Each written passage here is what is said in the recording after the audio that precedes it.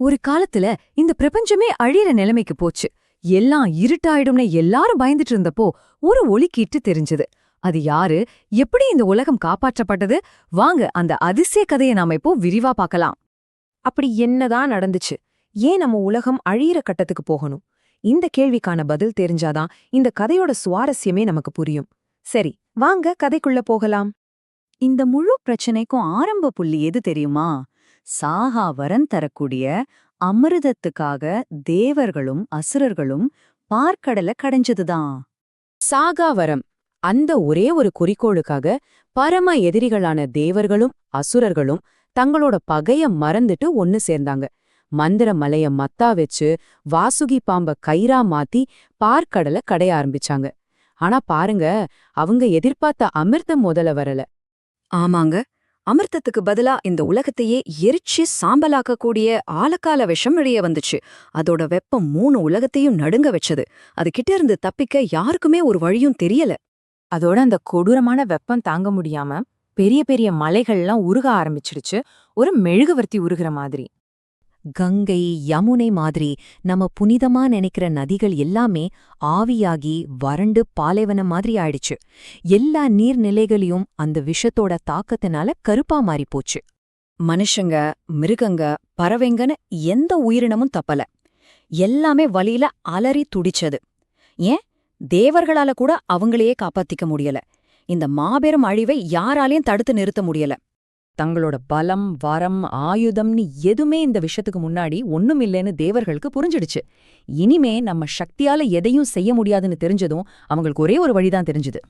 தங்களோட சக்தி பத்தாதுன்னு புரிஞ்சதும் தங்களை காப்பாத்தக்கூடிய ஒரே தெய்வம் சிவபெருமான்னு உணர்ந்து எல்லாரும் கைலாயத்துக்கு ஓடோடி போனாங்க. அவரோட கால்ல விழுந்து சரணடைஞ்சாங்க. அவங்களோட குரல்ல இருந்த கர்வம் எல்லாம் போய் பயம் மட்டும்தான் மிஞ்சிருந்துச்சு. மகாதேவா, கருணை கடலே, இந்த உலகத்தை காப்பாத்துங்க அப்படின்னு கண்ணீரோட கதர்னாங்க. எல்லாரோட இந்த அபய குரலை கேட்ட அந்த ஆதியும் அந்தமும் இல்லாத பரம்பொருள் ஒரு முடிவெடுத்தார். அது இந்த பிரபஞ்சத்தோட வரலாற்றையே மாத்தி எழுதின ஒரு மிகப்பெரிய தியாகம். சிவபெருமான் ஒரு புன்னகையோட சொன்னார், இந்த உலகம் வாழணும், அதுக்காக இந்த ஆலகால விஷத்தை நான் குடிக்கிறேன். இந்த வார்த்தைகள்ல அவரோட எல்லையில்லாத கருணை தெரிஞ்சது. தஞ்சம்னு வந்தவங்கள காப்பாத்துறது தானே அவரோட இயல்பு. சொன்னபடியே அந்த பிரபஞ்சத்தையே அழிக்கக்கூடிய விஷத்த ஒரு சின்ன துளி மாதிரி கையில எடுத்து குடிக்க ஆரம்பிச்சாரு சிவபெருமான். அத பார்த்த அன்னை பார்வதி தேவி ஒரு நொடி கூட தாமதிக்காம வேகமா வந்து சிவனோட கழுத்து பிடிச்சுக்கிட்டாங்க. சக்தியோட செயலால அந்த விஷம் சிவபெருமானோட உடம்புக்குள்ளேயும் போகல, வெளியேயும் வரல.